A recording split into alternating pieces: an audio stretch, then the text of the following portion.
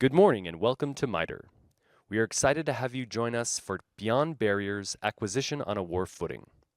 We would like to introduce your hosts for this event, Dr. Mark Peters, President and CEO of MITRE, Dr. Keoki Jackson, Senior Vice President and General Manager, MITRE National Security. Our MC for the day is Dr. Leanne Howard, Senior Principal, National Security at MITRE, and the lead for today's programming is Allison Reardon, Director of Industry Engagement at MITRE. And now, please welcome to the stage MITRE's President and CEO, Dr. Mark Peters.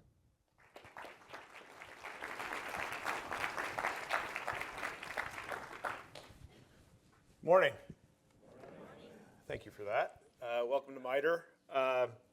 It's great to have everybody here. Look forward to a great couple days. I want to start with acknowledging the events of Saturday night in downtown DC and thank the Secret Service and law enforcement for what were heroic efforts. I think we can all agree on that. And I know I express all of how grateful we all are that the President, the First Lady, the Vice President, all the cabinet members, and all the attendees were not harmed. That was a tragedy prevented. Those need to stop. But I also want to also bring up the fact that your security is also very important. So you're going to see some enhanced security and limitations on how much you can move around and whatnot through the buildings and whatnot. And that's all in the interest of keeping us all safe. So I would appreciate your cooperation on that. It is a privilege to welcome you to today's conference, today and tomorrow's conference, Beyond Barriers, Acquisition on a War Footing. As you all know, this brings together leaders who are delivering critical capabilities to the warfighter, importantly at a war footing pace and at scale. The gains of the last year in acquisition need to be embraced, reinforced, and extended for the future, and these next couple days are really to continue those conversations, continue to build that momentum, and continue to move quickly to support the warfighter. And before I go any further, I also always want to make sure that I recognize those in uniform who are protecting this great nation in the Middle East and across the world. So I want to recognize them as well right now.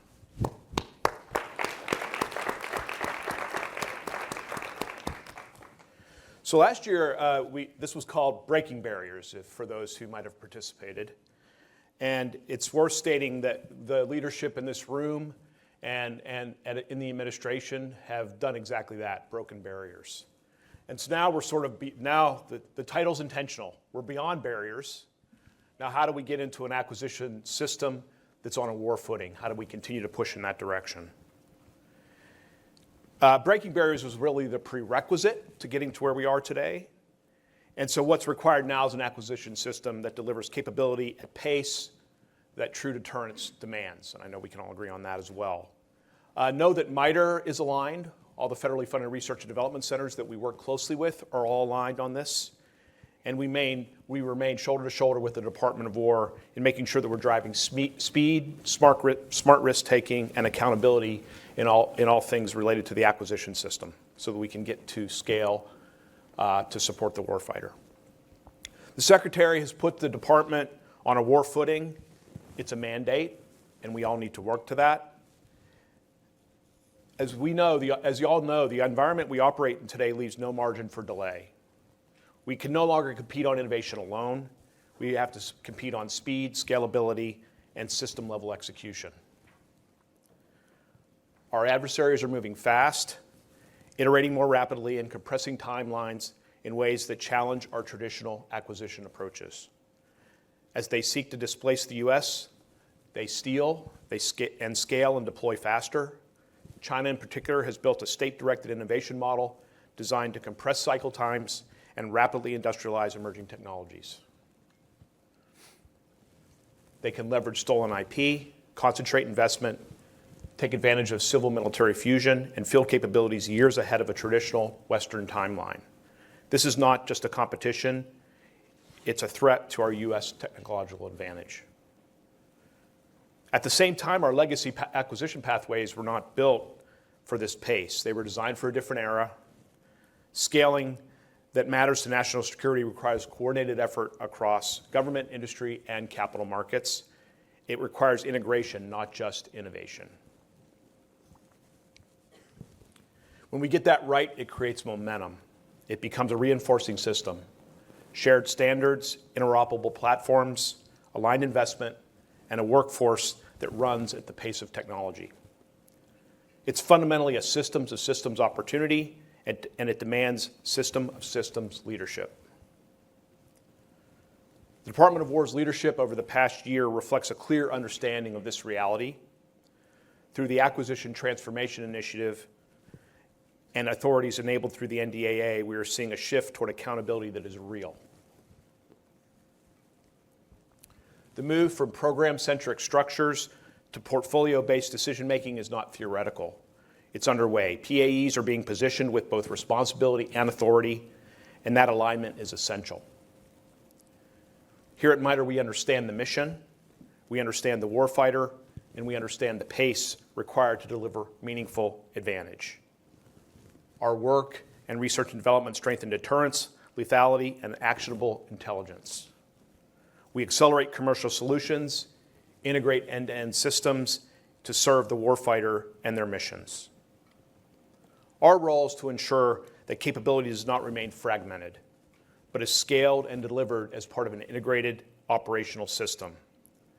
We are a broker of trust focused on outcomes, not process.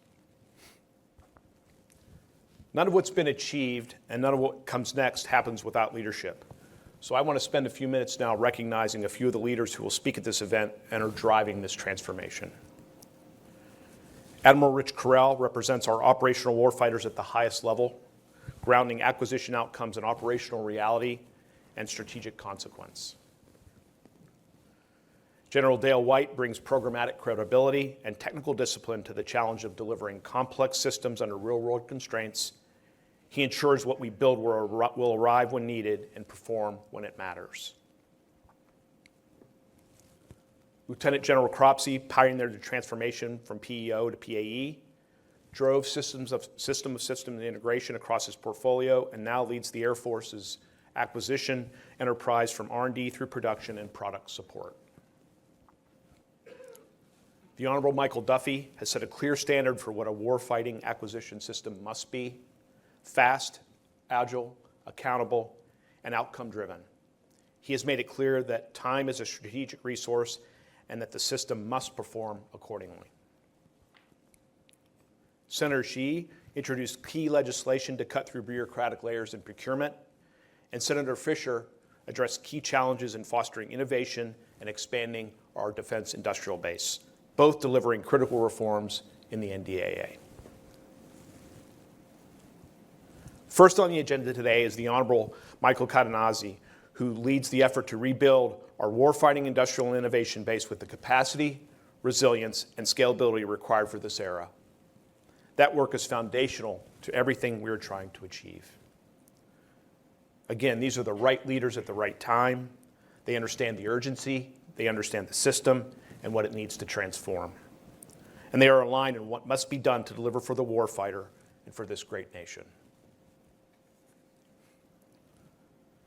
For those who have spent their careers inside this system, this is the opportunity to align authority with responsibility, to prioritize outcomes over process, and to deliver capability at the speed that defines America's advantage.